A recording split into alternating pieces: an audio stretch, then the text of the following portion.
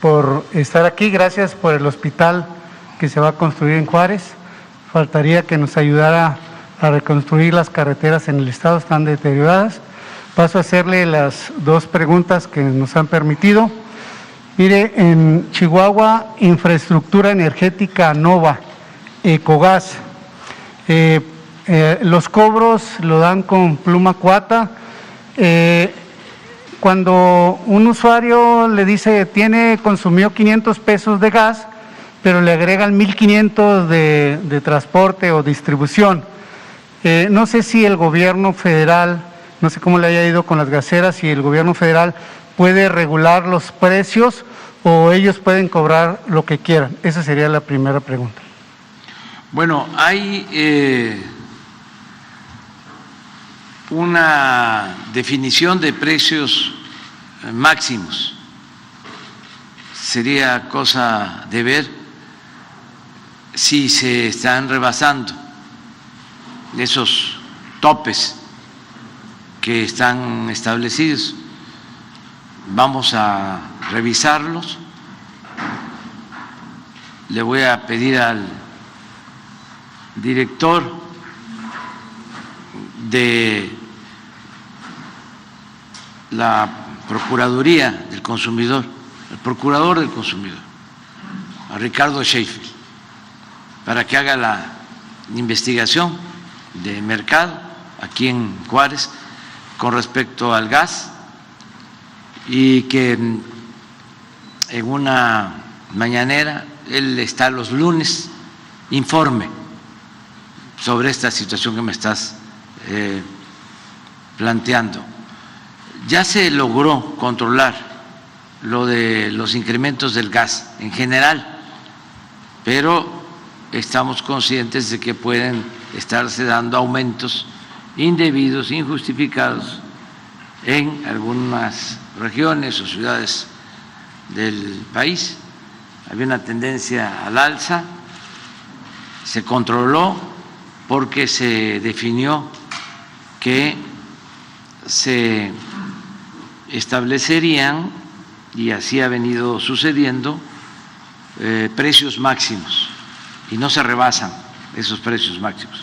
Y la otra acción que se tomó y dio resultados también fue iniciar lo del gas bienestar para que las empresas gaseras y los distribuidores no abusaran y se diera competencia, que prácticamente no había, porque hay una concentración en unas cuantas empresas en todo lo relacionado con la distribución del gas. Entonces, ha funcionado esta estrategia. De todas maneras, yo me comprometo a que el lunes, seguramente Ricardo nos está viendo, que nos haga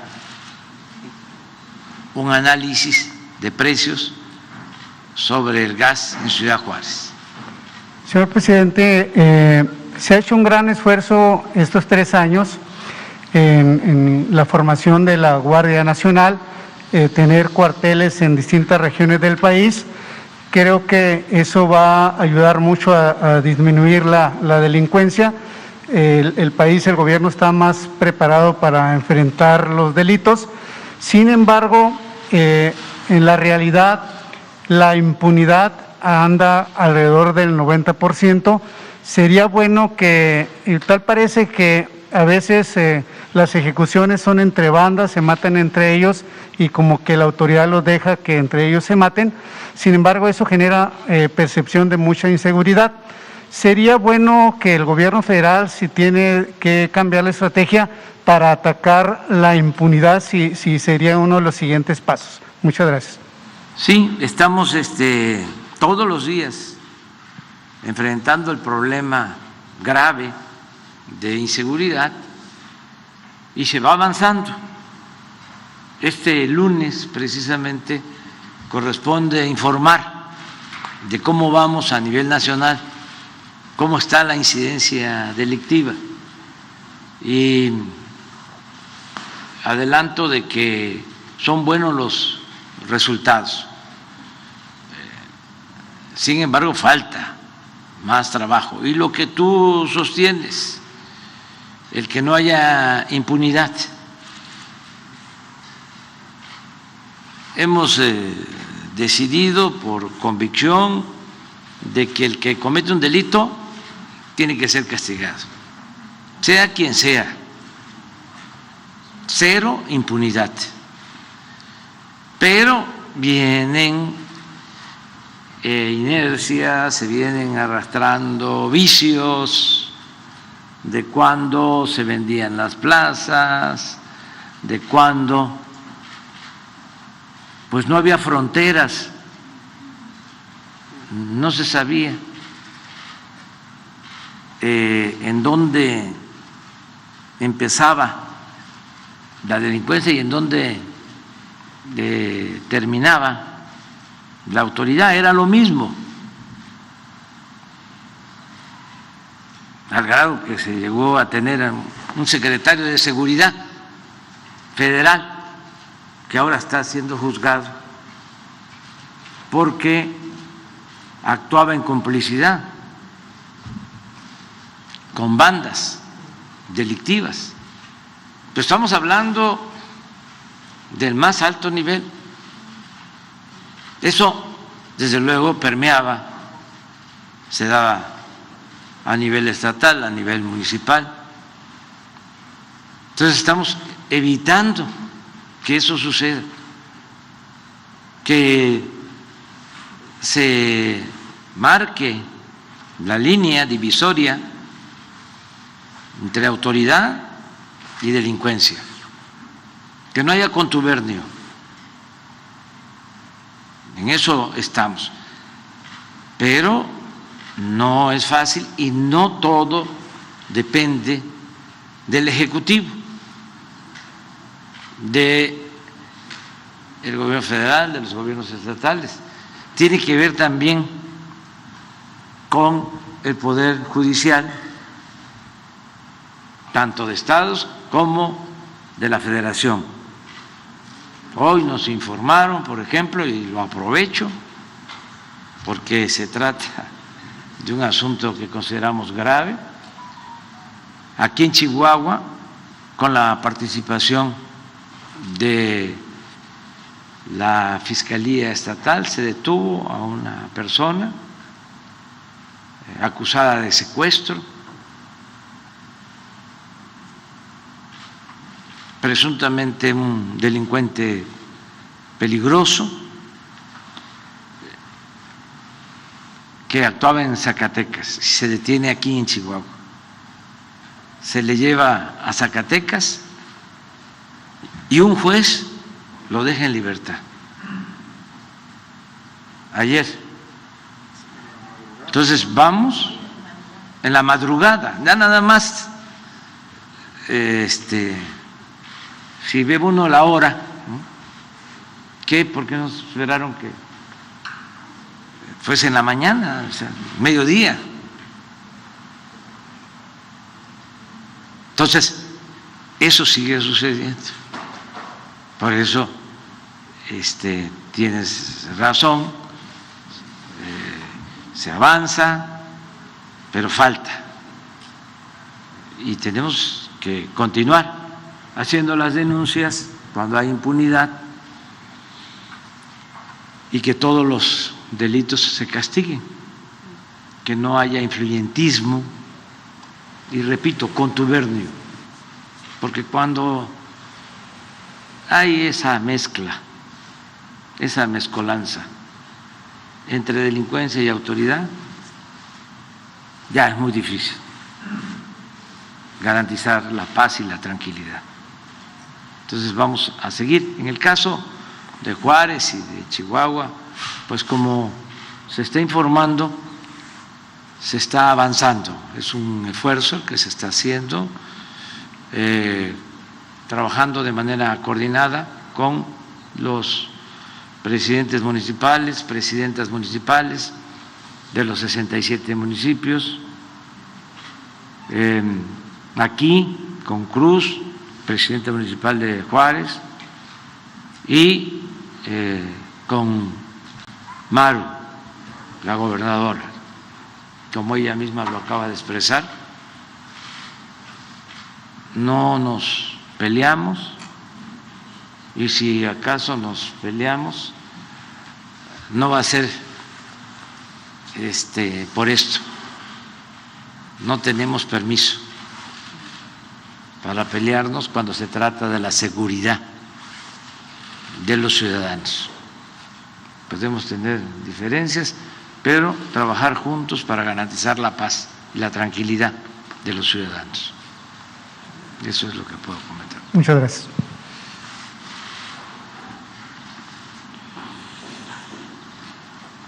Allá los tres. Sí. Gracias, presidente. Buenos días a todos. Preguntarle, en las últimas horas algunos senadores de Estados Unidos se han ocupado de la situación en México por el tema de los asesinatos a periodistas. Ayer lo hizo Ted Cruz, que no es precisamente pues un amigo de México. Preguntarle, más allá de que usted pues ya ha dicho que lo importante es que no habrá impunidad, que se va a castigar, si tocaron el tema, si el embajador ayer le planteó algún tema relacionado con esto, y si usted también tuvo oportunidad de hablarle sobre este financiamiento a la Organización Mexicanos contra la Corrupción. Usted había dicho que quizás se lo planteé directamente al presidente Biden, pero si ayer que lo vio pudo hablar de este tema con él. Y cómo va el asunto del aguacate también, cómo avanzan las negociaciones para que se reanuden las exportaciones. Bueno, es natural que este senador de Texas, que no está de acuerdo con nosotros, se exprese como lo hizo.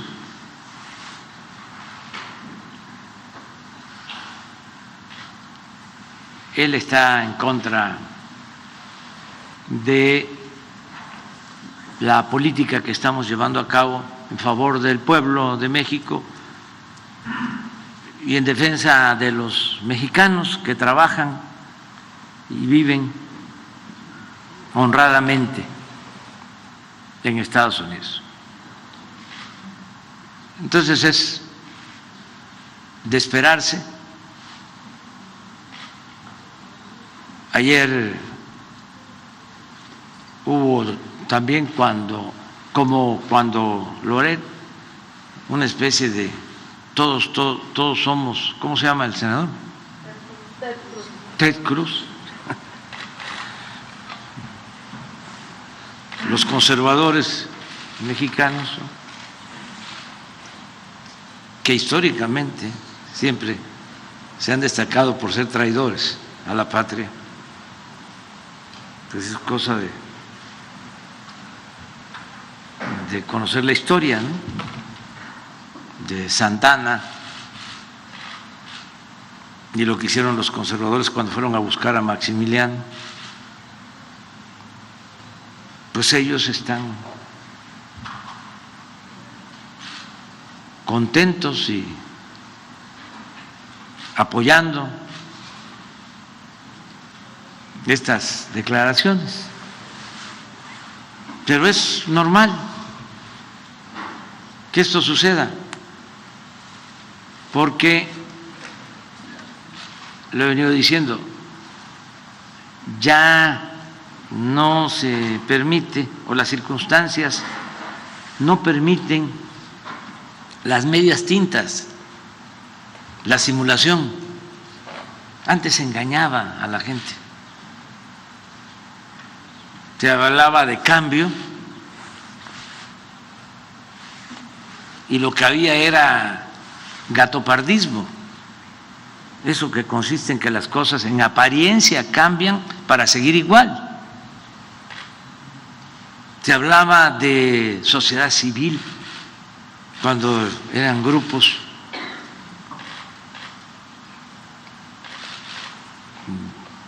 de clase media alta o gente vinculada a organizaciones conservadoras, las que participaban. Bueno, se hablaba de organismos independientes candidatos independientes, todo eso. Y ahora pues está quedando de manifiesto de que pues son dos posturas, como ha sido la historia de México siempre, y hasta diría la historia del mundo en lo político. Es el movimiento liberal y el movimiento conservador. Y pues el movimiento liberal se puede considerar en algún tiempo, por alguna circunstancia, como socialismo, progresismo, populismo, depende, incluso comunismo. Y el gobierno y el movimiento conservador, pues igual, neoliberalismo, en este caso en México, neoporfirismo, a nivel general, derechismo,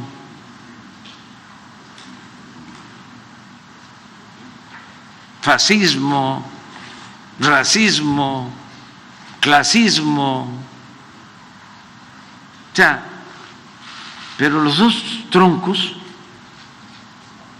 es liberalismo y conservadurismo, siempre en la historia de México, y decía yo, posiblemente en el mundo. Entonces ahora que es un momento de transformación, porque la verdad es un timbre de orgullo que un senador como esta persona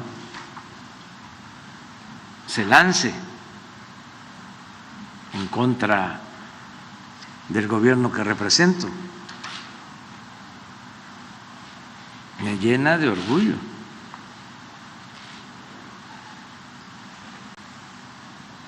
Por lo que él representa, o sea, por lo que representamos. Si él me alabara, si él hablara bien de mí, a lo mejor me pondría yo a pensar de que no estamos haciendo bien las cosas. Pero si él dice que estamos mal, pues la verdad sí me produce orgullo. Y es normal en un proceso democrático que existan estas expresiones. Con el embajador ayer, porque llevamos muy buena relación con el gobierno de Estados Unidos y con el embajador Ken Salazar, pues hablamos básicamente de las aduanas, porque se está llevando a cabo un programa de modernización de las aduanas que es bueno para los dos países, sobre todo para el comercio, para la economía. Y él nos acompañó a Tijuana y a Sonora. En Nogales es muy probable que se haga un libramiento ferroviario, porque como sucede en muchas ciudades de México, el ferrocarril partió la ciudad, porque en Nogales y aquí, en Juárez, pues el ferrocarril se hizo en el Porfiriato, cuando era una población pequeña y ahora está en la ciudad. Entonces, se va a buscar un libramiento para hacer una aduana y tenemos que ponernos de acuerdo los dos gobiernos, incluso para la autorización de un cambio de aduanas en zona fronteriza se requiere de la aprobación del presidente de Estados Unidos. Entonces, por eso nos acompañó el embajador Ken Salazar. Pero no hablamos de las otras, no, además, ya lo he dicho, de que estamos esperando una respuesta a una nota diplomática que presentamos porque el gobierno de Estados Unidos está financiando al grupo de Claudio X González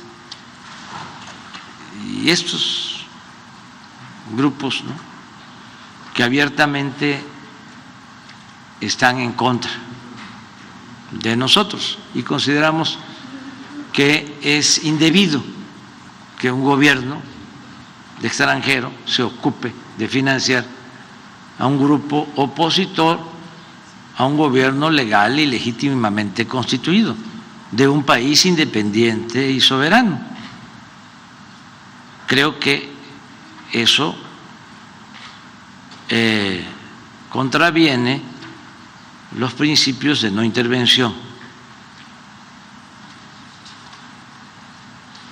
Entonces estamos esperando una respuesta porque tenemos las pruebas de que están entregando dinero. Ahora ya no está Claudio X González en apariencia, ¿no? Sigue estando, pero la presidenta es la señora Casal, María Amparo Casal. Entonces lo que queremos es que nos informen y también es mucha la hipocresía porque este grupo se hace llamar Mexicanos en contra de la corrupción. Imagínense. Por eso digo que son mexicanos a favor de la corrupción. Aquí aprovecho, ahorita te voy a contestar lo del aguacate, pero antes aprovecho para que se aclaren dos cosas. Una, que ayer hice un llamado respetuoso a Loret de Mola para que, si no tiene inconveniente, me permita dar a conocer las pruebas que tengo de que gana 35.200.000 pesos al año, casi 3 millones de pesos mensuales. Ojalá y lo acepte. Y lo digo porque cuando protestaron, sosteniendo de que todos eran como Loret, que además eso es muy bueno, ¿no?, porque es definirse y quitarse la máscara. Todos somos Loret. Dijeron de que era exagerado lo que yo estaba planteando, no solo que era indebido, sino que era exagerado. Entonces tengo las pruebas, nada más que el INAI no me permite dar a conocer estas pruebas, porque sostienen que no es dinero público, y yo creo que sí, es dinero público y lo puedo probar. No, porque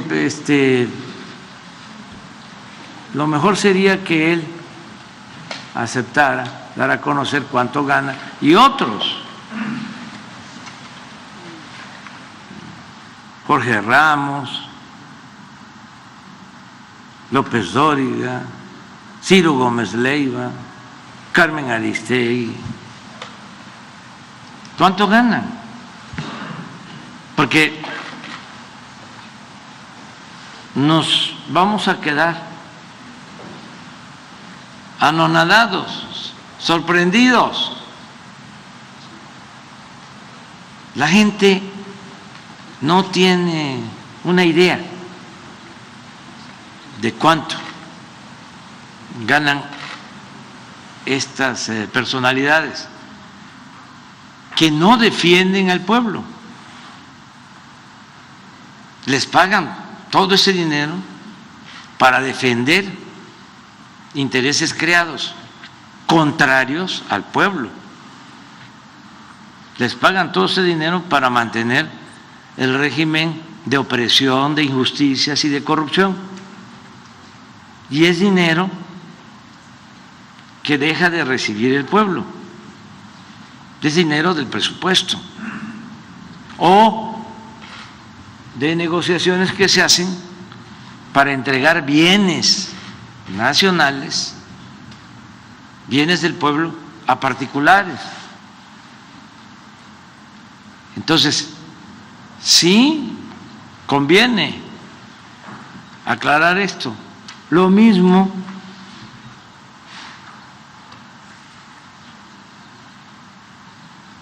que hicimos al principio cuando se suspendieron las pensiones de los expresidentes, que recibían en total 5 millones de pesos mensuales de pensión.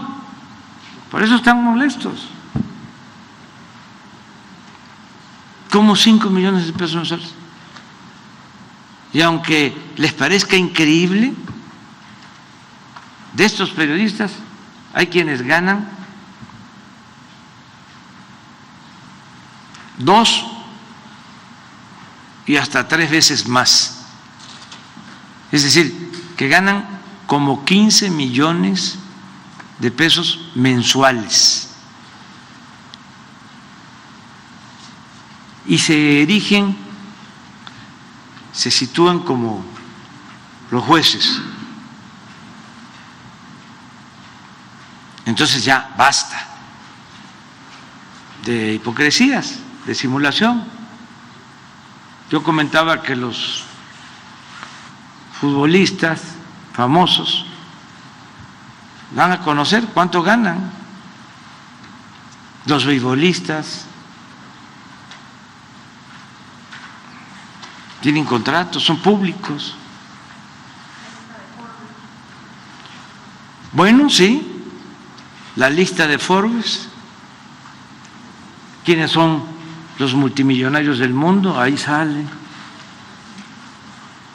¿Por qué en este caso, que tiene que ver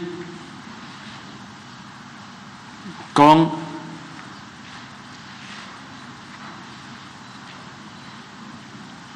el bienestar del pueblo, con el sector público, con el servicio público, no se van a dar a conocer estos ingresos? ¿Por qué nada más los servidores públicos? Eso por un lado. Lo otro es que hoy aparece en el periódico Reforma de que los amenacé a los del periódico Reforma, a Alejandro Junco.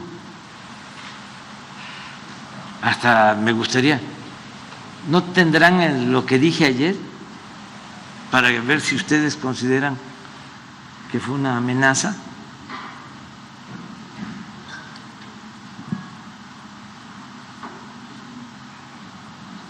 Lo único que mencioné, y eso pues desde dominio público, que se trata de un medio al servicio de la mafia del poder, que ha dañado mucho a México. El Reforma se consolidó con Salinas de Gortari. Y en ese sexenio de Salinas fue cuando más se saqueó a nuestro país. Se dedicaron a entregar los bienes nacionales a particulares. Salinas creó un llamado Grupo Compacto y les entregó minas y bancos y empresas. Creó una nueva oligarquía y producto de eso pues surge el Reforma. ¿Cuándo se funda el Reforma? Durante el gobierno de Salinas. Sería bueno que hasta explicaran cómo adquirieron el terreno del edificio.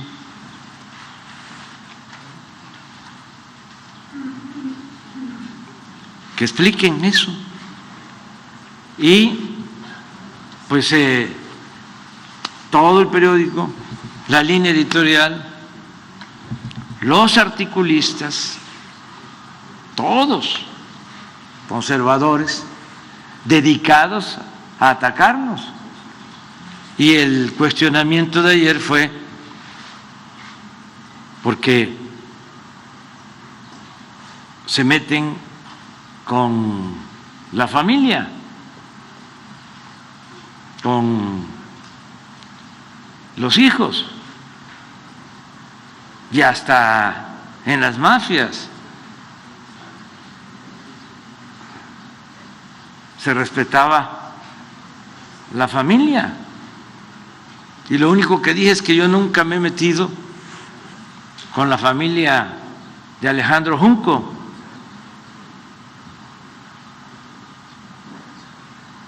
Ni con ningún familiar de ningún político. Y llevo tiempo en esto.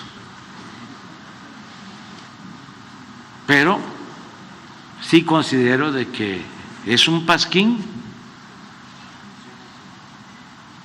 inmundo, abominable.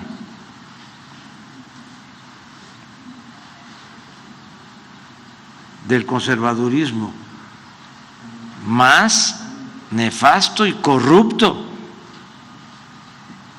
de los últimos tiempos. Y esto es muy importante decirlo, y es muy importante el debate sobre este tema, porque saben,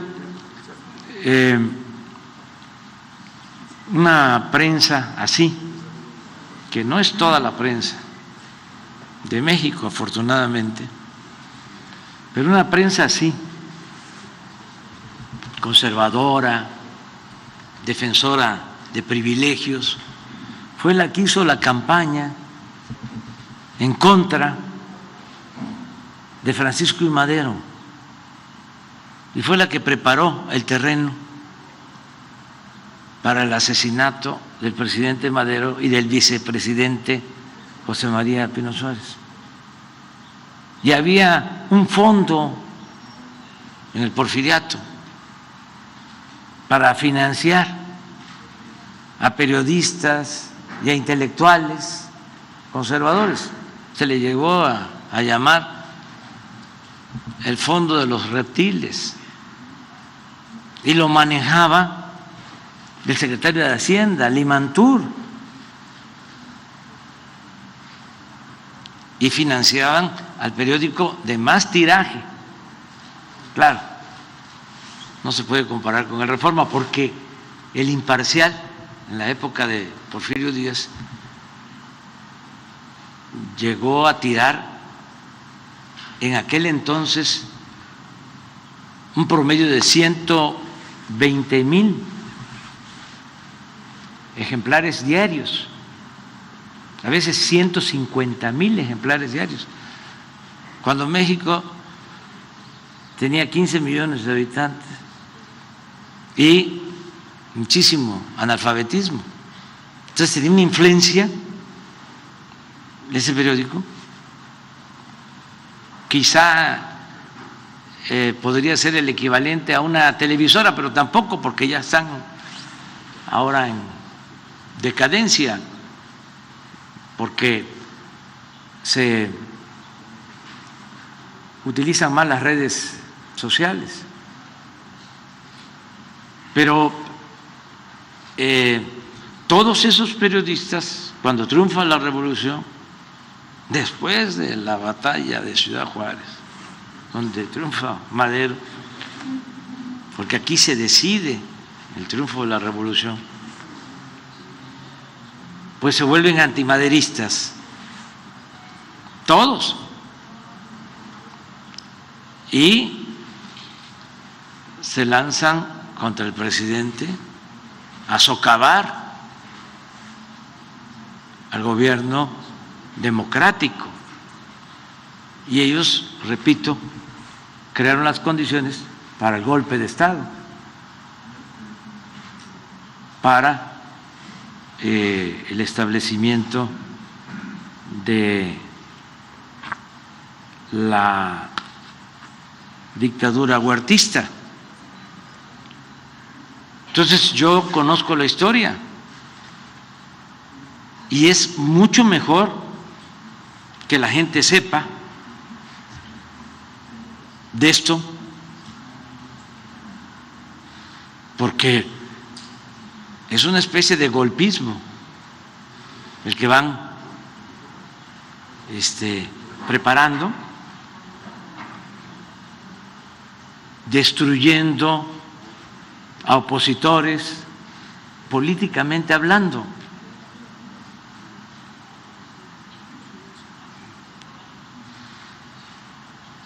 Y si se da a conocer, pues ya la gente sabe de qué se trata. El presidente Madero, apóstol de la democracia, no tenía cómo defenderse. Todos, periodistas e intelectuales, en contra, todos. Y luego los periodistas, los intelectuales, se convirtieron en huertistas. Entonces nosotros no vamos a permitir eso. Nosotros vamos a llamar a las cosas por su nombre. Porque quisieran que yo me quedara callado. No diga nada, porque si dice, le acusamos de autoritario, de que no garantiza la libertad de expresión, de que en México no hay democracia, de que México es como Venezuela, de que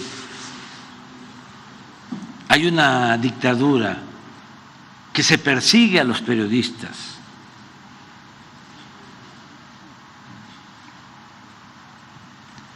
Puso hace unos días Jorge Ramos, nos están matando, en una protesta, ¿no?,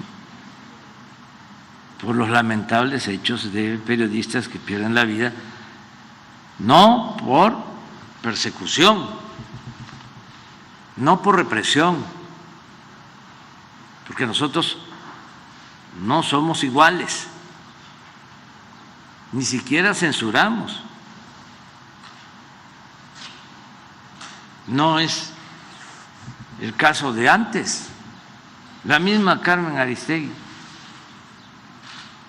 que porque hizo un reportaje le quitaron el programa.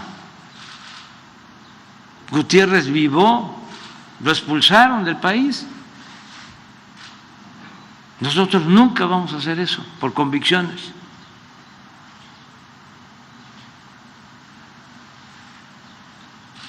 No hay represión y vamos a garantizar siempre el derecho a disentir, pero queremos también tener el derecho de réplica o la libertad de expresión aplica para unos y para otros no. ¿Se tiene que silenciar el presidente no ejercer la libertad. Además, tenemos que buscar los equilibrios. Es que es mucho dinero el que corre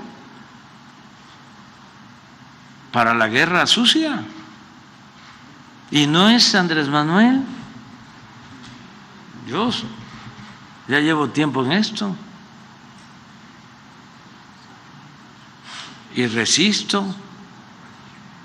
Es el proyecto de nación que estamos impulsando millones de mexicanos, que no queremos que México sea país de unos cuantos, que no queremos que impere en México la corrupción, que no queremos un México con una monstruosa desigualdad económica y social, donde una minoría lo tiene todo y la mayoría carece hasta de lo más indispensable. No queremos la violencia. ¿Por qué se desató la violencia? Esto que estamos padeciendo todavía. Porque se dedicaron a saquear, a dar malos ejemplos, a robar. ¿Qué se le dio de ejemplo? ¿O cómo se apoyó a las familias humildes, a las familias pobres? ¿Cómo se atendió a los jóvenes durante el periodo neoliberal? ¿Qué se hizo a favor de los jóvenes? Nada. Solo etiquetarlos, llamarles ninis, burlándose de ellos, que ni estudian ni trabajan. Ahora no, ahora es distinto. Y vamos a seguir con la misma política, anclados, sin zigzaguear, defendiendo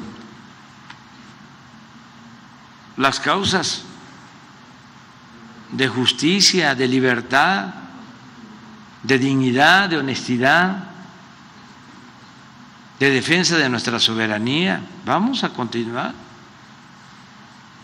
Y también, ya para concluir, decir que celebro también que todo esto se esté dando de manera pacífica, porque las 3 transformaciones que han habido en la historia del país se han hecho con violencia.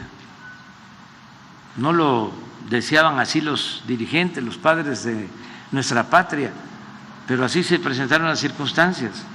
La independencia pues fue violenta. Aquí en Chihuahua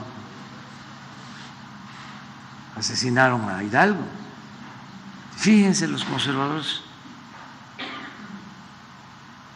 cómo son. Le cortaron la cabeza y le exhibieron 10 años en Guanajuato, en la plaza, en Alhóndiga de Granaditas. 10 años. El mensaje es para que nadie se atreva a enfrentarse contra los privilegios, porque Hidalgo se atrevió a decirles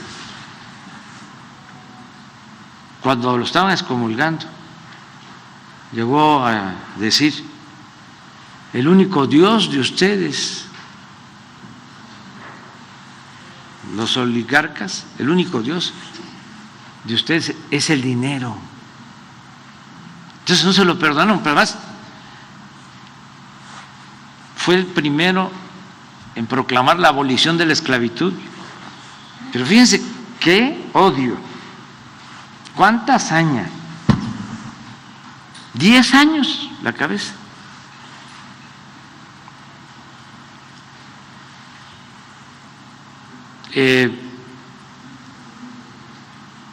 La reforma, lo mismo. Bueno, guerra de reforma, intervención francesa porque los conservadores fueron a buscar a Maximiliano, nos invade Francia, por eso Chihuahua es un estado grande e histórico, es cuna del movimiento de reforma y del movimiento revolucionario. Acá se viene Juárez, al Paso del Norte, aquí con su gabinete, a resistir, y a Chihuahua, 2 años,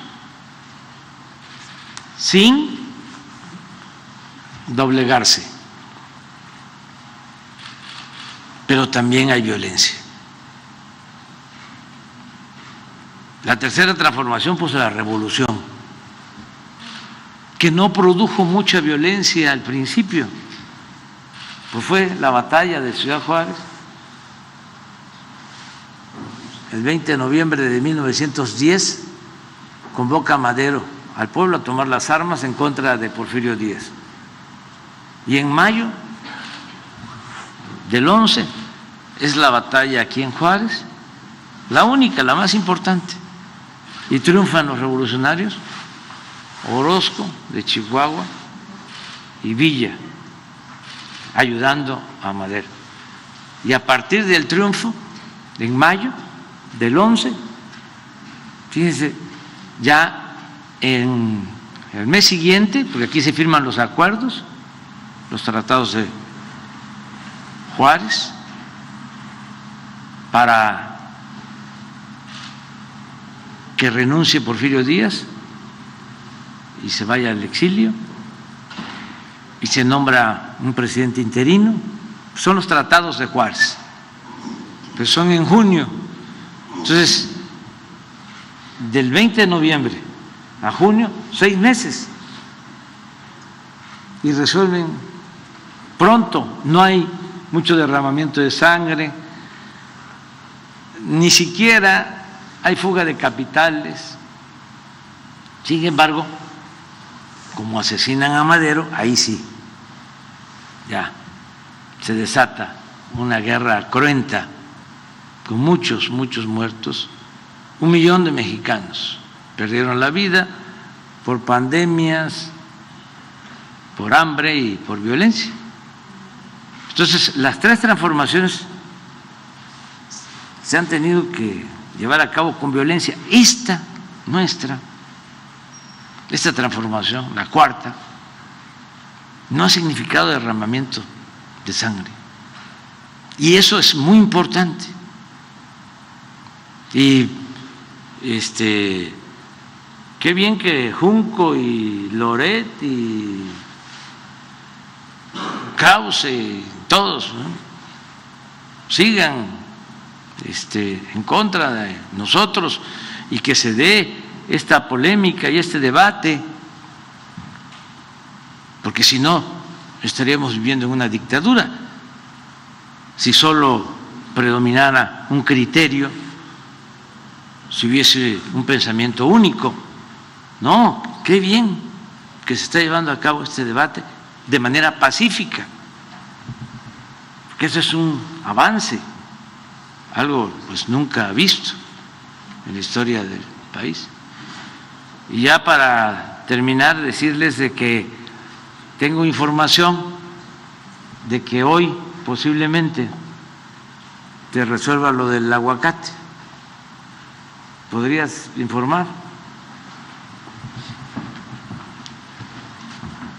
Pues se estuvo revisando en los últimos días entre las autoridades de Estados Unidos, del área de comercial y de los encargados de la seguridad para el proceso de exportación de aguacate, con autoridades estatales de Michoacán y autoridades federales de la Secretaría de Agricultura.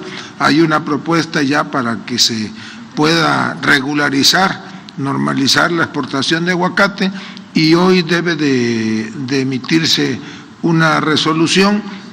Nosotros esperamos que sea positiva y que a partir de la semana próxima pues ya se pueda reanudar cotidianamente el proceso de exportación. ¿Cuál sería la propuesta, secretario?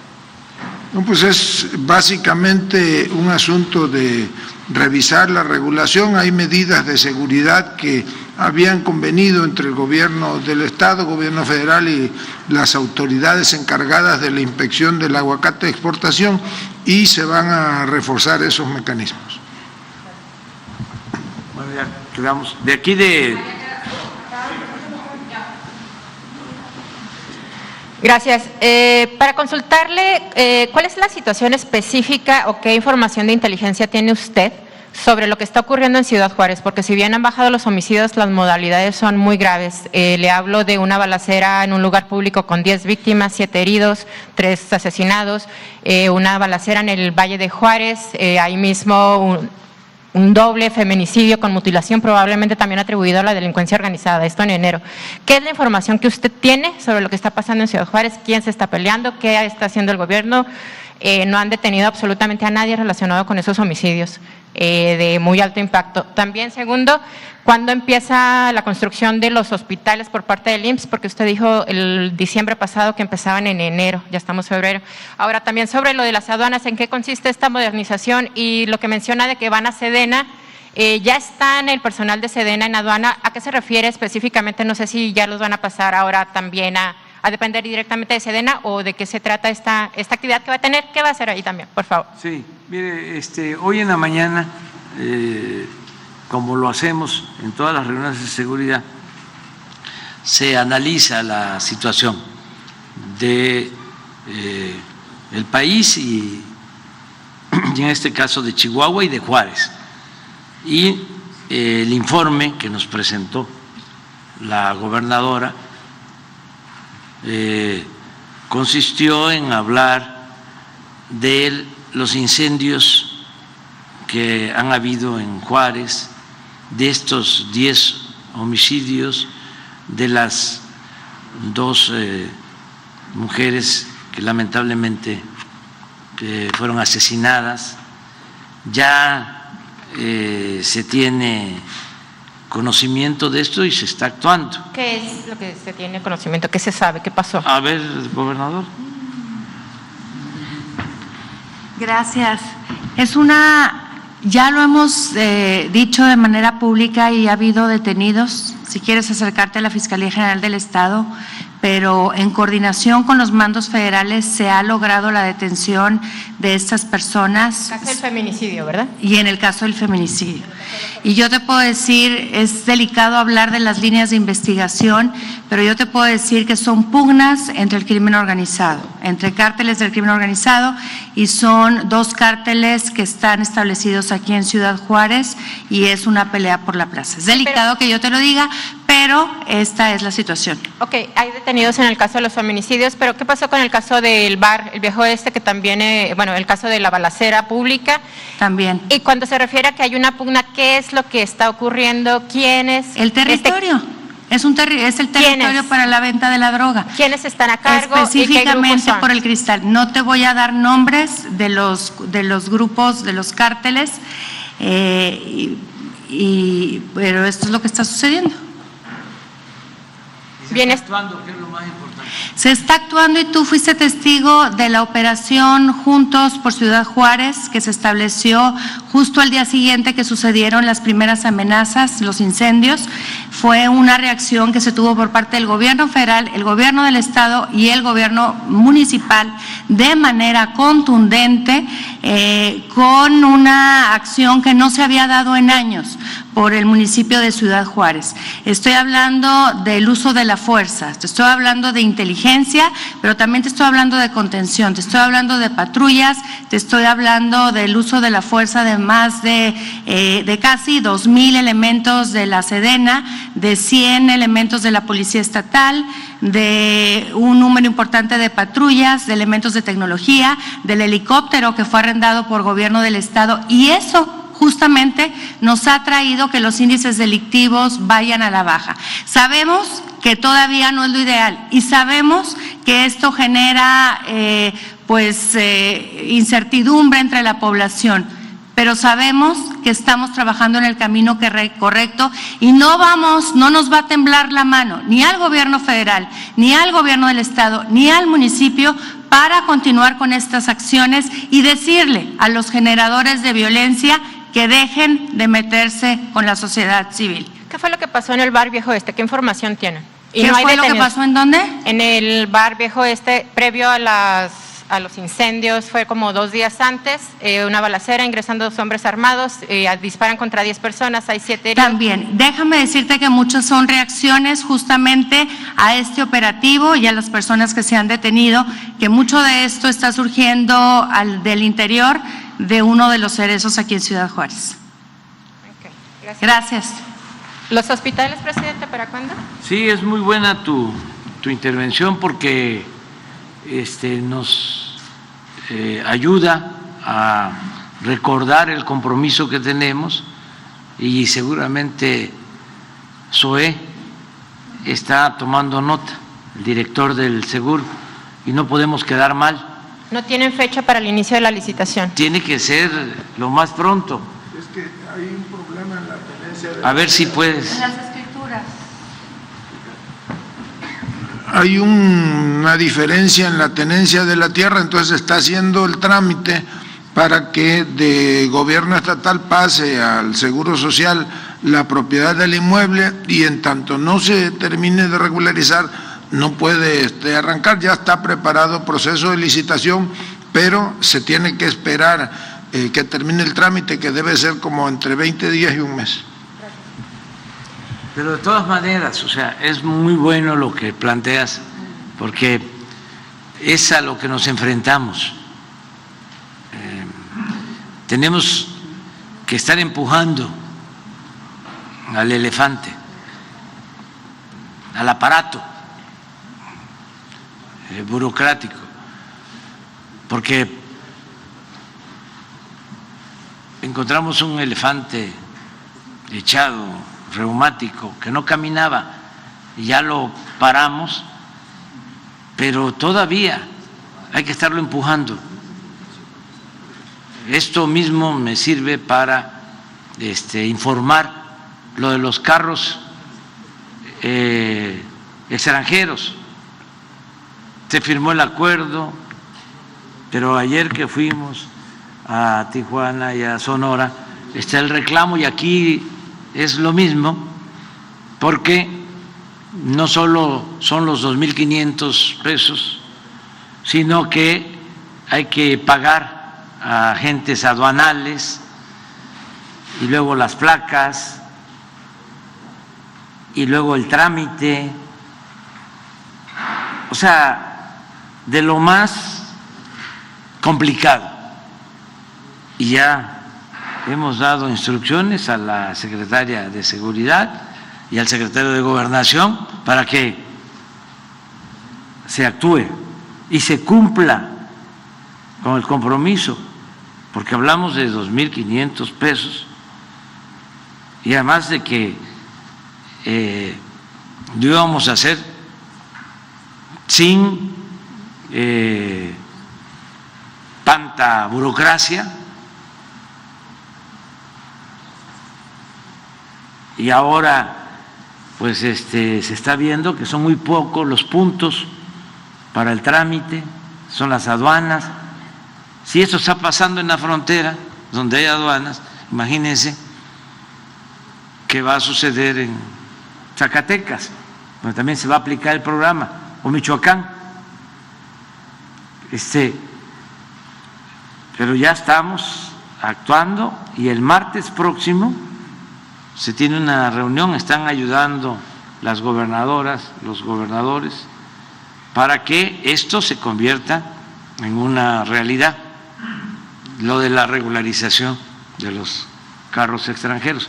Y acerca de la pregunta que me hace sobre las aduanas, sí, todas las aduanas del país van a estar, ya están siendo administradas por la Secretaría de Marina, en el caso de los puertos, y por la Secretaría de la Defensa.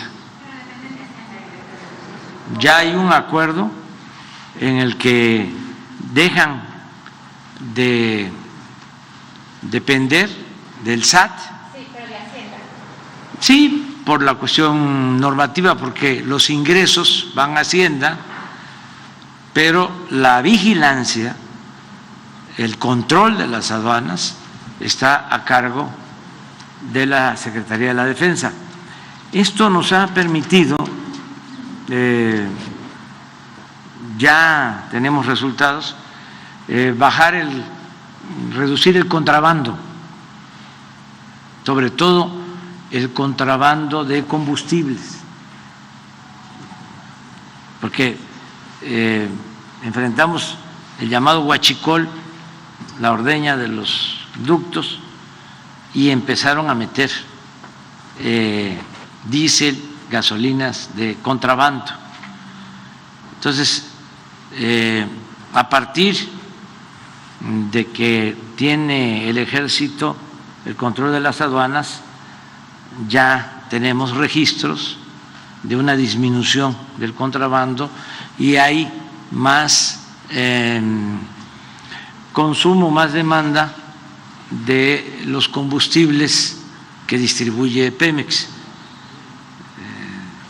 Acuérdense, o sea, yo creo que todos sabemos, pero los que tenemos más edad sabemos de que antes las aduanas eran como botines, se manejaban para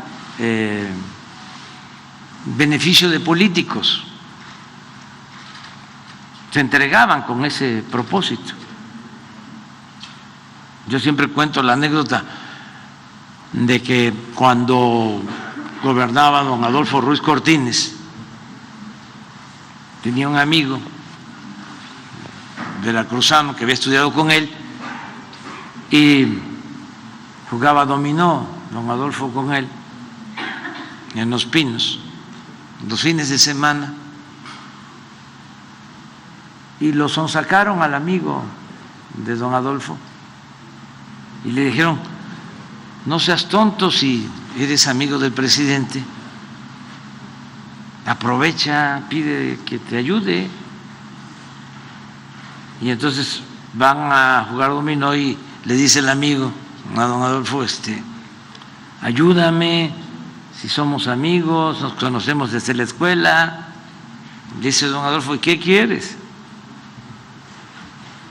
Pues una aduana.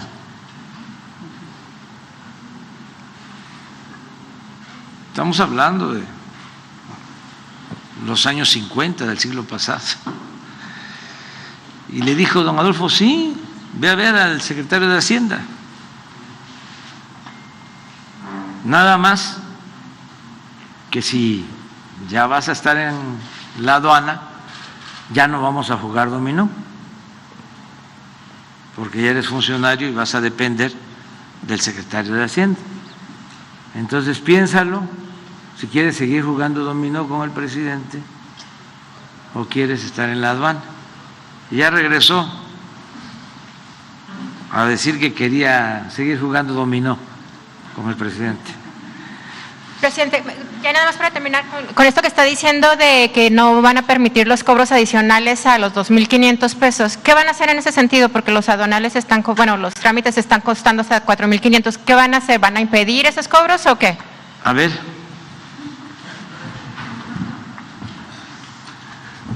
El planteamiento es hacer una modificación legal en la lógica de que ya no es necesario el trámite en una agencia aduanal porque los vehículos entraron antes de la fecha del decreto a territorio nacional. Habría que acreditar que entraron o que están en el territorio nacional para ya evitar el trámite aduanal.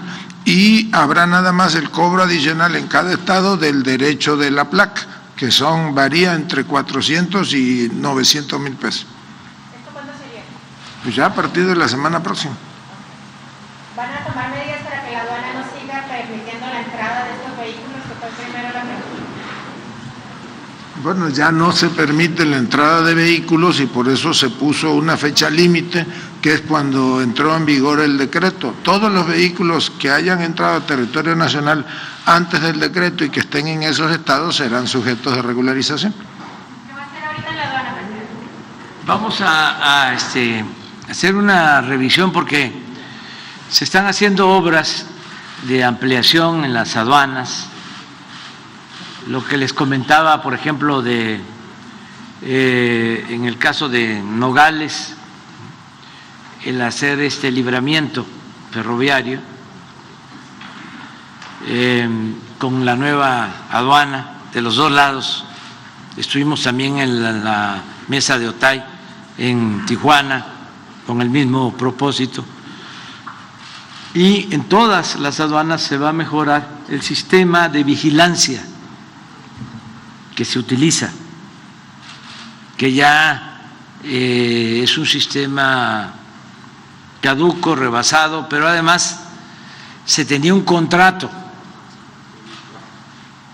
y no funcionaba adecuadamente. Por eso el contrabando con una empresa particular, y ahora se va a licitar para que toda la tecnología sea manejada por el Estado, o sea pública, toda la tecnología, no contratar el servicio porque es muy delicado. Imagínense, no solo es lo que cobran, sino el que manejen las cámaras. Se pueden apagar las cámaras. Nos sucede, por ejemplo, en los famosos C5, cuando estamos vigilando lo del robo precisamente del combustible, de ahí cámaras, y eso nos sirve de prueba para proceder legalmente, y de repente se apagan las cámaras, o lo que sucedía en Pemex con lo del huachicol. La torre de Pemex tenía un piso, el tercero, dedicado a la tecnología para supuestamente evitar el robo de combustible de los ductos. Entonces, tecnología avanzada con sensores para medir la presión de los tubos, de los ductos, cuando se produce una toma clandestina y están extrayendo gasolina, baja la presión del ducto y con este sensor se da a conocer en un centro de mando y suena una alarma y se puede saber en dónde está la toma clandestina, en dónde están ordeñando el ducto, como se dice coloquialmente. ¿Qué pasaba? Pues que sonaba la alarma y nadie actuaba, intervenía.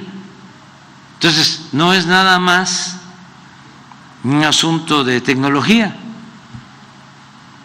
incluso puede hasta resultar contraproducente si la tecnología está manejada con personas no honradas, no honestas, no íntegras. Por eso tomamos la decisión de que las aduanas las controle la Secretaría de la Defensa, porque queremos resolver este problema. Y ya empezamos a notar, les decía, de qué funciona, porque ya nos está aumentando la recaudación en aduanas. Ya estamos recaudando, bueno, el año pasado se recaudaron alrededor de 1 billón de pesos de aduanas. Creció como 200,000 millones de pesos. Es que la corrupción hay que combatirla no solo por razones de índole moral, sino porque es mucho lo que se fuga, lo que se va por el caño de la corrupción. Si no hay corrupción, Si se combate la corrupción, el presupuesto alcanza, rinde. Está demostrado. Países como Dinamarca, como Suecia, Noruega, no hay corrupción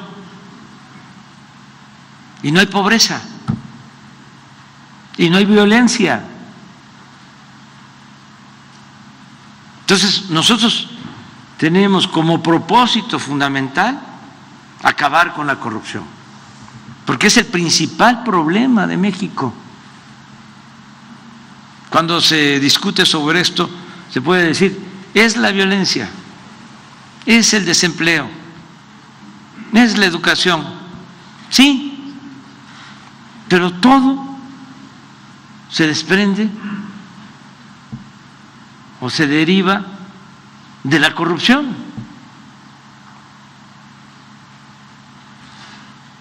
Eso es lo que más ha dañado a México, la corrupción política. Nosotros estamos avanzando, vamos este 21 de marzo a inaugurar el nuevo aeropuerto y sin corrupción. Estamos haciendo uno de los mejores aeropuertos del mundo, se va a inaugurar. Solo hay 3 en el mundo con pistas de calidad, de concreto, de 4.500 metros cada pista, 3 aeropuertos en el mundo. Y cuando se inaugure y lo vea la gente, se va a sentir muy orgulloso. Y esto se logró por una serie de factores, tomar la decisión, el pueblo nos ayudó, se hizo una consulta, dijo la gente, no al aeropuerto de Texcoco, porque querían hacer un aeropuerto en el lago de Texcoco.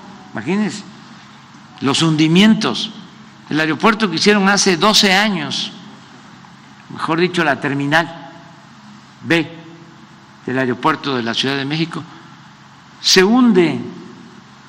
Hay que estar poniendo rampas. Y donde tenían pensado hacer el aeropuerto es la zona de más hundimientos en todo el Valle de México. Lo que nos iba a costar solo el mantenimiento de ese aeropuerto, y se iba a terminar en el 2025. Pues resulta que ahora tomamos la decisión, la tomó el pueblo con la consulta, por eso es importante la democracia, de no continuar con ese proyecto y hacer el aeropuerto nuevo en la base aérea de Santa Lucía, que ahora ya se llama Aeropuerto Felipe Ángeles, y lo vamos a inaugurar el 21. Se construyó en 2 años y medio, de calidad, de lo mejor del mundo, y se tenía estimado para el aeropuerto de Texcoco 300,000 millones, y el que vamos a inaugurar, la construcción, 75,000 millones. Nos ahorramos 225,000 millones, aún como le tuvimos que pagar a las empresas que ya tenían contrato, que se apuraron cuando ganamos a entregar contratos y a solicitar créditos pensando que como íbamos a llegar ya no nos iba a quedar de otra, que íbamos a tener que continuar con esa obra, y tomamos la decisión de decir no, aunque tengamos que pagar, y no quedamos a deber a nadie. Y de todas maneras, si se le agrega lo que se pagó a esas empresas, 100,000 millones de pesos más, estamos hablando de un ahorro de 125,000 millones de pesos por esa decisión. ¿Cuánto nos va a costar el Tren Maya? Los 1.500 kilómetros del Tren Maya, 200,000 millones. Si ya tenemos un ahorro con esa decisión de 125, quiere decir que tomar esa decisión nos significó financiar el Tren Maya en un 65%. Pero así me podría pasar todo el día hablándoles de cómo nos rinde el dinero. Por eso no hemos contratado deuda adicional, porque no hay corrupción, porque era excesivo el saqueo, se dedicaban a robar. Estamos haciendo 2.700 sucursales del Banco del Bienestar, que va a ser el banco más importante de México. Aquí en Chihuahua, aquí debo tener el dato, de los 67 municipios van a tener sucursales del Banco del Bienestar.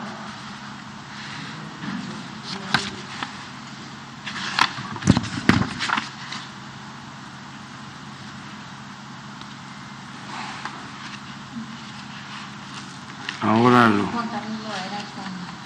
pero aquí lo debo de tener. Sí, aquí está.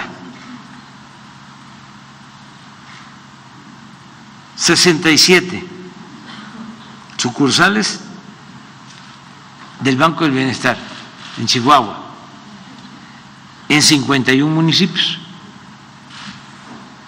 Son 67 municipios. Bueno, hay municipios, Urique, qué sé yo, Morelos, ¿cómo se llama el municipio donde nació el fundador del PAN? Batopilas. Pues allá no hay bancos y allá se están construyendo estos bancos, estas sucursales del Banco del Bienestar. ¿Para qué? Para que la gente mayor que recibe su pensión no tenga que moverse y pueda cobrar ahí. Y los jóvenes que reciben sus becas, lo mismo. Bueno, ¿cuánto creen que cuesta con los ingenieros militares hacer una sucursal del Banco del Bienestar? 5,600,000 pesos. ¿Cuánto nos cuesta hacer un cuartel para la Guardia Nacional, para 120 elementos, con instalaciones, dormitorios para 120 elementos, mujeres y hombres, y aulas, cocina, comedor, la barda de un terreno de cerca de 10,000 metros cuadrados, vigilancia, torres de vigilancia, 25 millones de pesos. Ya llevamos pues cerca de 150 cuarteles, instalaciones de la Guardia Nacional. Aquí en Chihuahua, ¿cuántas van a ser, general? En total 21. 21 instalaciones, todo el estado. Entonces, si no hay corrupción, imagínense si esto lo licitamos a empresas. No todas las empresas son irresponsables y corruptas, pero desgraciadamente muchas se quedan hasta con el anticipo y ya no hacen nada. Y las empresas constructoras en México en el periodo neoliberal, nacionales y extranjeras, tenían más abogados que ingenieros.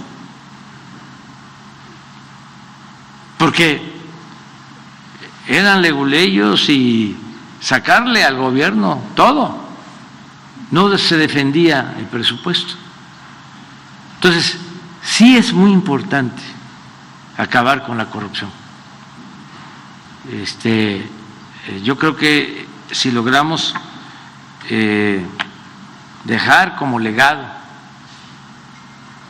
la honestidad como forma de vida, como forma de gobierno, vamos a estar avanzando en la transformación de México. ¿Saben qué? Ya vámonos a desayunar ya. Bueno, una más, ahí está ya. Hay 3 proyectos en Juárez que nos tienen atorados desde hace buen rato. Uno de ellos ya fueron lo comentaron los compañeros, y disculpen que no los salude primero a todos. Saludos a todos, buenos días a la gobernadora, presidente.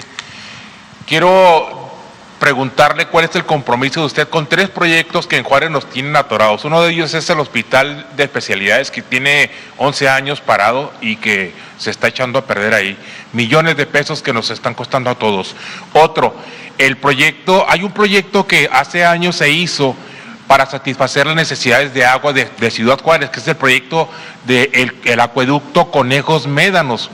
Ese es un acueducto, señor presidente, que lo construyó Grupo Carso y no está funcionando a cabalidad. Ahorita Juárez tenemos una muy mala calidad de agua porque ya están abatidos los mantos acuíferos, y ese proyecto vendría a ser la solución a los problemas de agua que tenemos en Juárez, pero no lo pueden echar a volar porque en cuanto lo prenden, ahora sí que truena, así. Entonces, hay un litigio ya entre el Grupo Carso y el gobierno, y no sé en qué instancia de gobierno, pero la verdad es que no está funcionando y nos vamos a quedar sin agua finalmente.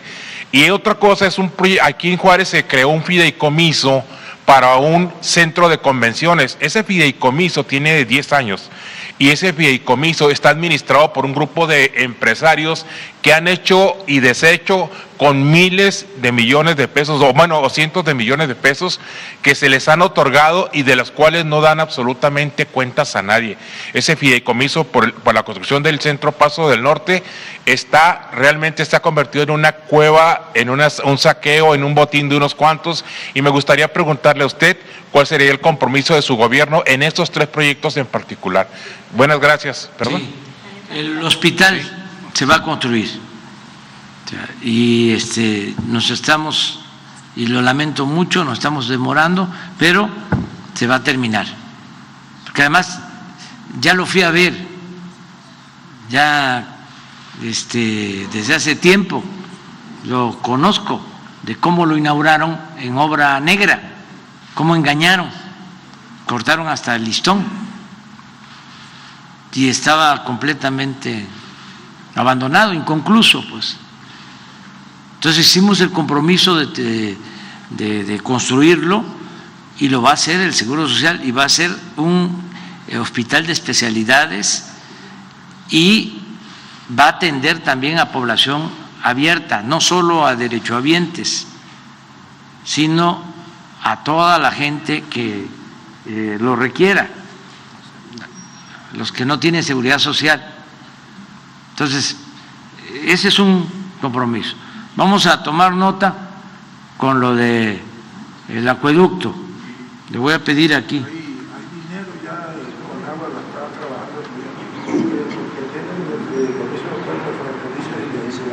A ver. En lo del acueducto hay un recurso en un fideicomiso de puentes fronterizos, entonces Conagua está terminando el proyecto para que se pueda arrancar la parte terminal del acueducto y pueda ya estar funcionando.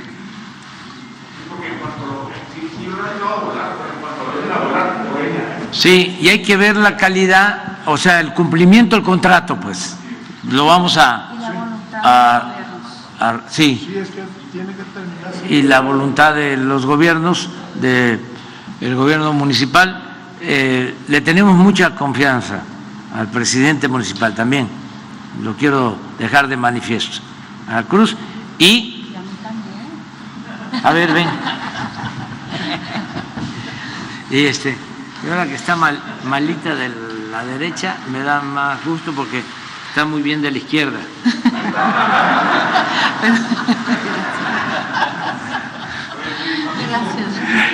Y lo de fideicomiso lo vamos a revisar. Ahí donde está el hospital están los terrenos, ¿sí?, donde estaba el hipódromo. Ese terreno también estaba entregado a este fideicomiso que tú mencionas. Sí, vamos a buscar, vamos a revisar el asunto. Qué bien que lo planteas, y cuando regresemos, Maru nos da el informe junto con el secretario de Gobernación. Ya, sí, adelante. Gracias, presidente. Es muy rápido. Plantearle la situación de la Preparatoria Federal por Cooperación Altavista. Durante el gobierno de Vicente Fox se retiró el apoyo del gobierno federal a las preparatorias federales. A día 7 en el estado han desaparecido 4, quedan 3, una aquí en Ciudad Juárez, pero la situación es muy complicada para ellos.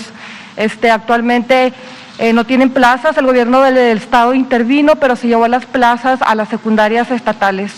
A los maestros se les está pagando el 50% de su sueldo.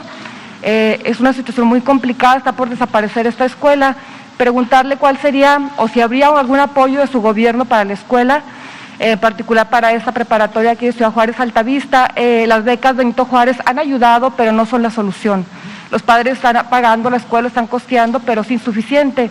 Entonces, preguntarle eso, si hay algún de su gobierno algún apoyo, si se puede usted comprometer con esta escuela.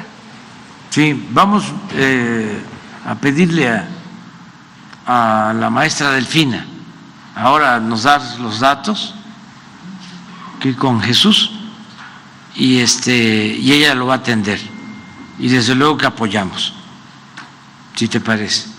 Gracias. Sí, nada más nos das todos los datos, y nos vamos a seguir encontrando porque yo voy a seguir viniendo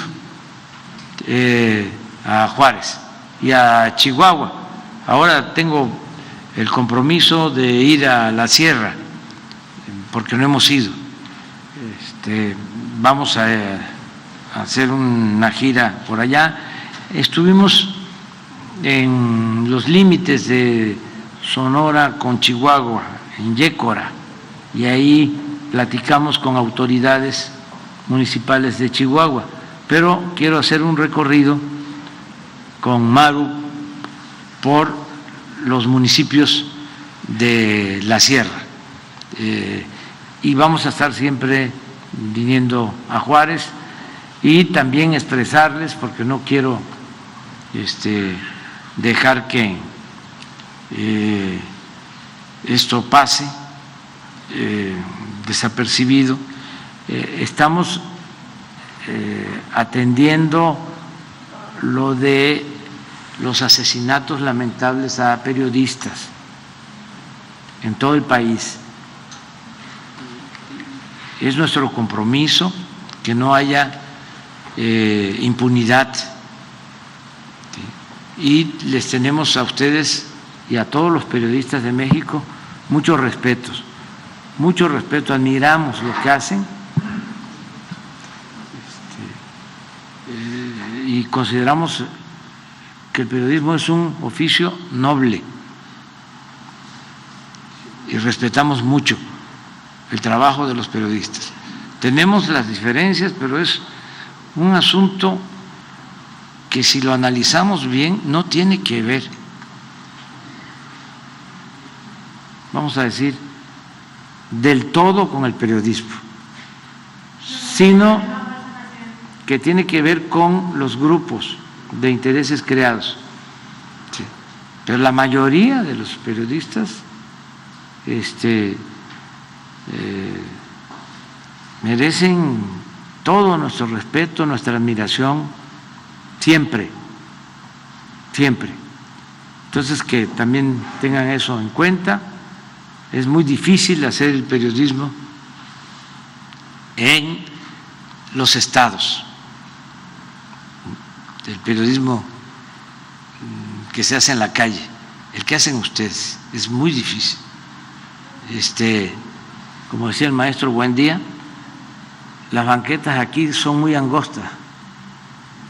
Entonces, se topan a veces a diario con los que no quieren ser cuestionados, criticados, y los que actúan de manera autoritaria o cobarde, vil. Entonces, nuestro respeto para ustedes. A ver, paisano. Presidente, dos temas. Sobre periodistas, ninguno de los que estamos aquí ganamos como Loret de Mola, ¿verdad? Obviamente. Yo le pregunto si usted no ha pensado en enviar al Congreso alguna iniciativa para mejorar las condiciones laborales de los trabajadores de la prensa, porque una gran parte de los medios ganan por honorarios, que no fue contemplado cuando se reformaron leyes de explotación de trabajadores por la subcontratación. La gran mayoría se les paga por honorarios y bajos salarios. El salario mínimo profesional de un trabajador de los medios es bajo también. Eso sería una pregunta. La otra, mencionó usted algo históricamente establecido en México, el golpe de Estado. Esa estrategia se ha utilizado mucho en Sudamérica, en especial el desprestigio al gobernante, al de un partido progresista, comenzar a desprestigiarlo para darle un golpe de Estado. Ahora se habla de un golpe blando. El dirigente de Frena en años pasados se presentaba fuera de los cuarteles pidiéndole al ejército que no dejaran al presidente ya, que no lo dejaran, que lo quitaran, que actuaran en su contra. ¿Han detectado ustedes a través de servicios de inteligencia intentos de golpe militar o de organización? No, te empiezo contestándote eso. Nosotros tenemos un ejército leal, sobre todo a las instituciones. Es un ejército distinto al de otros países, con todo respeto. Nuestro ejército surge de un movimiento revolucionario. Hablaba yo aquí de el triunfo de la Revolución Maderista con la batalla de Juárez, en la que intervienen Orozco, intervienen Villa y otros revolucionarios. Bueno, aquí se constituye por Madero un gobierno, vamos a decir, provisional, antes del interino, gobierno revolucionario. Y desde mayo del 11, desde que se triunfa, Madero decide que el secretario de guerra del movimiento revolucionario iba a ser Venustiano Carranza. Fíjense, en el 11, en el 13 que asesinan a Madero, bueno, desde el día que lo detienen,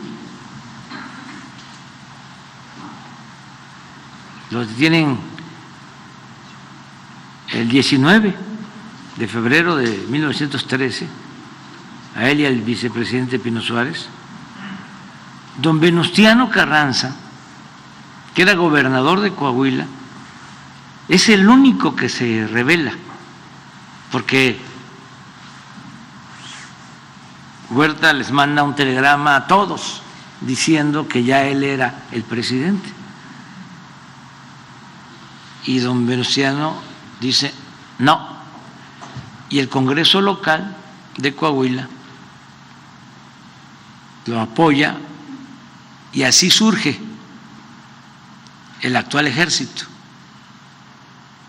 Por eso mañana es el Día del Ejército y lo vamos a recordar en la Hacienda de Guadalupe, donde se firmó el Plan de Guadalupe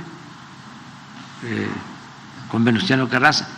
Este ejército es un ejército revolucionario, surgido del pueblo. Las manchas que tiene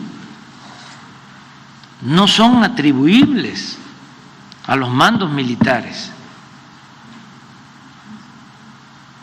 sino a los gobiernos civiles. Porque no olvidemos que el comandante supremo de las Fuerzas Armadas es el presidente de la República. Entonces, en el 68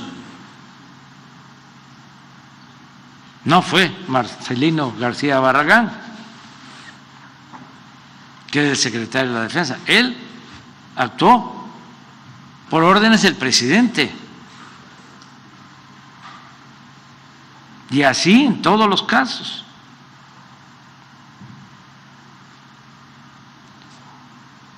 Nosotros tenemos esa enorme ventaja de que tenemos un ejército popular. Por eso siempre digo que los soldados son pueblo uniformado, son hijos de campesinos, de obreros, de mecánicos, de comerciantes, de maestros, de militares, hasta los generales de división. No pertenecen a la oligarquía, como sucede en otros países.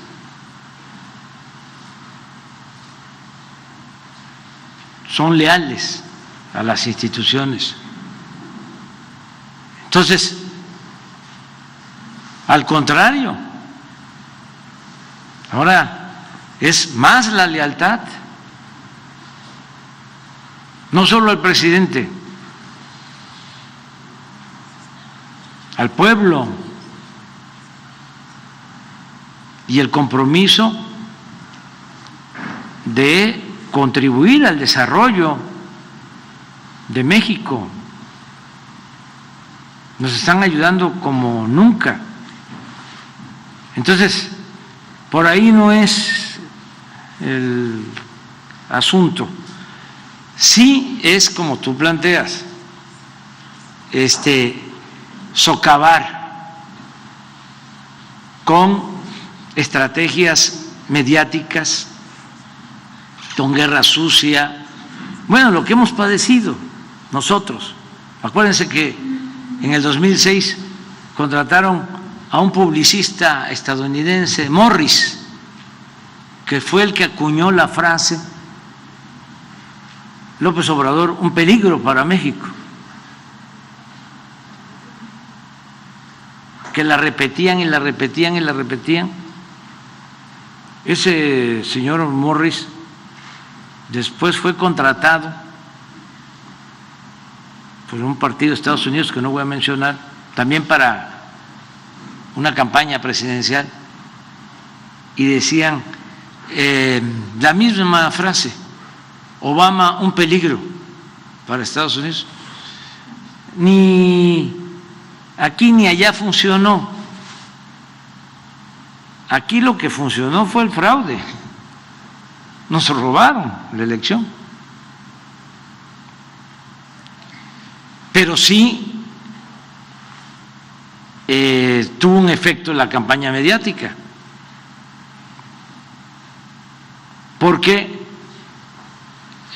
una mentira que se repite muchas veces puede convertirse en verdad. Hay amigos, compañeros que me dicen: ya no sigas hablando de lo de los medios, dale vuelta a la página. No. Es que es un asunto político peligroso. ¿Qué es lo que quisieran? Que la gente llegara a la conclusión de que todos somos iguales. ¿Cuál cambio? Si los hijos de Andrés Manuel son como los hijos de otros presidentes. Igualarnos. No, no somos iguales. Nosotros venimos de una lucha y tenemos ideales y tenemos principios. Y yo decía en la campaña, y lo repito, me pueden llamar peje, pero no soy lagarto. Por eso yo puedo decir, ¿qué tengo de mis bienes? ¿Por qué otros no van a poder decir cuáles son sus bienes? ¿Cuántos departamentos tienen en México? ¿Cuántos departamentos en el extranjero? Lo de José Ramón, la renta de una casa, con eso, todo el ruido, sin probar absolutamente nada. Da a conocer José Ramón en qué empresa trabaja, y ayer el Reforma, sin pruebas, da a conocer de que yo le di permiso a esa empresa turística para el uso de playas y para tener las concesiones y poder construir sus hoteles, cuando es una empresa que tiene años en el sector turismo y que tiene hoteles en todas partes, y todos sus permisos se los han dado los anteriores gobiernos. Pero siembran o quieren sembrar la duda, porque usan la máxima de Lampa del periodismo, que la calumnia cuando no mancha tizna.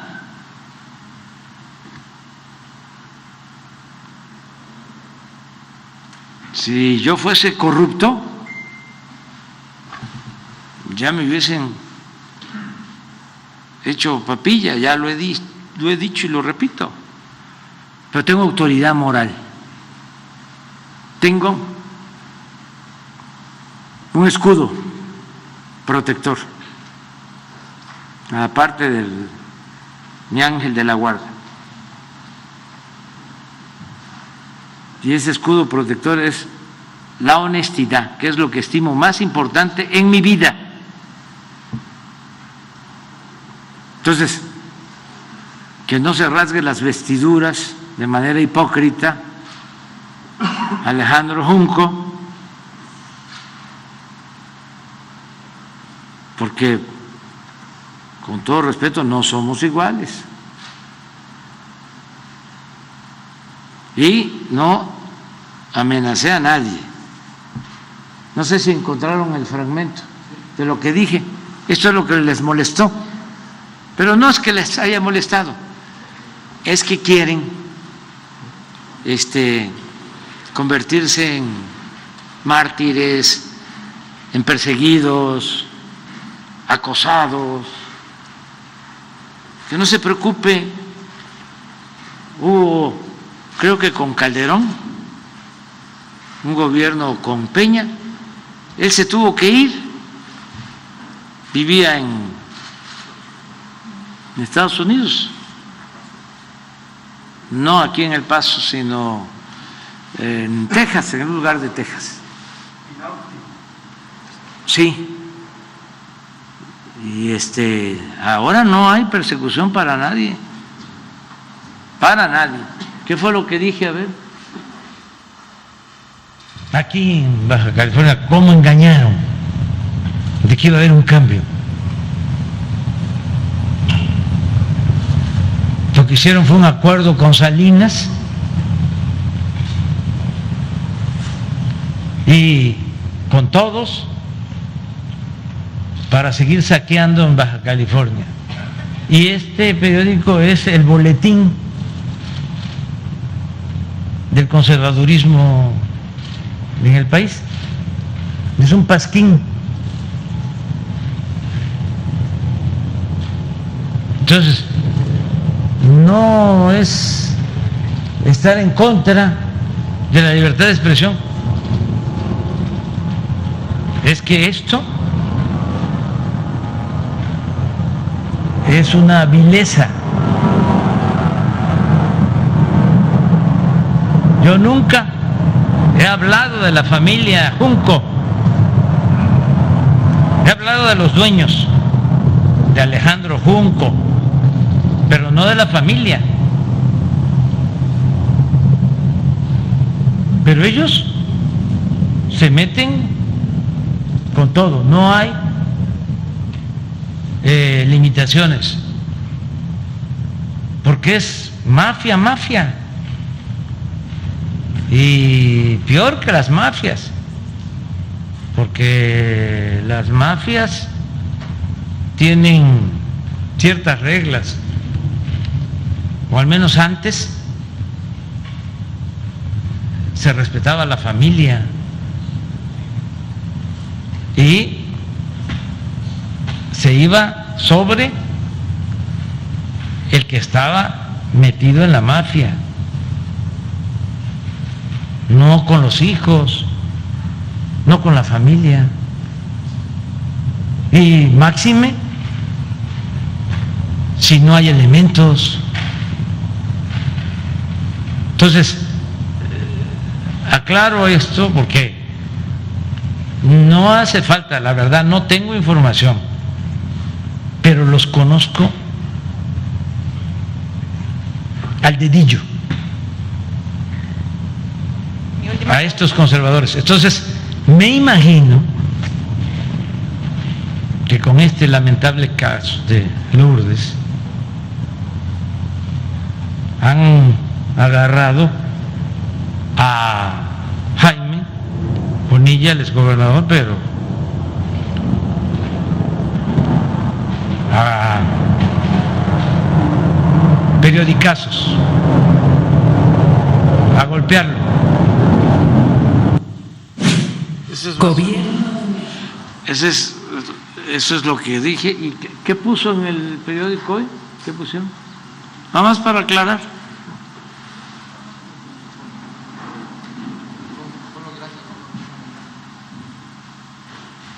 Pero espérate, antes. Me fueron a acusar a Estados Unidos.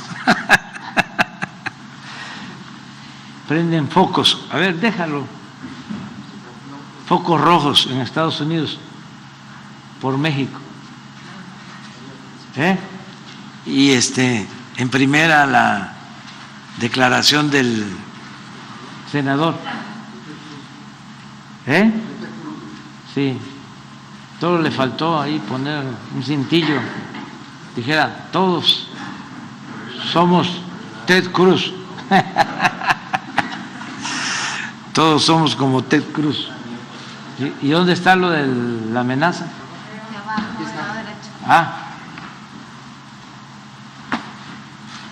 Nada. Tienen toda la libertad. Toda la libertad.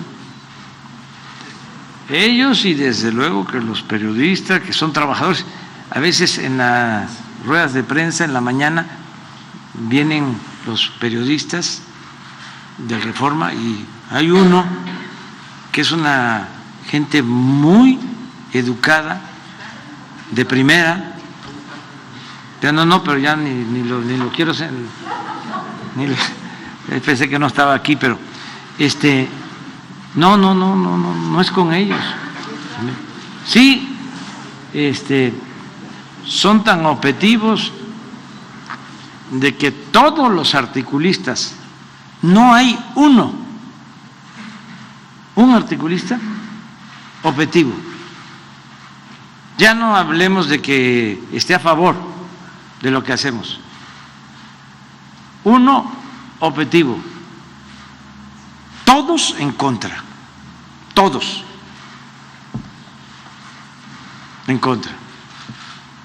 Los caricaturistas todos en contra. Por eso, pues, se molestan mucho, pero esa es la realidad. Pues muy bien, nos vemos entonces. Que la paz, que me entregues.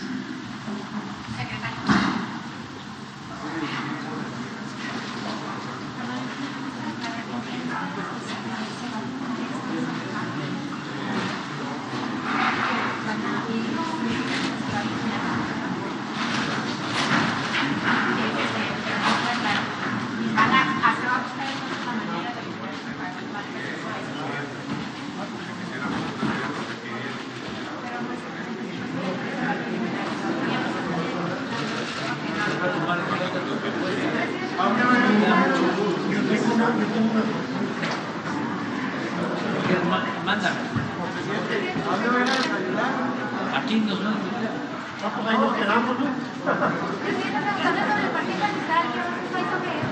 tengo un informe sobre eso. Pero ahora ya no tengo. Se me pasó.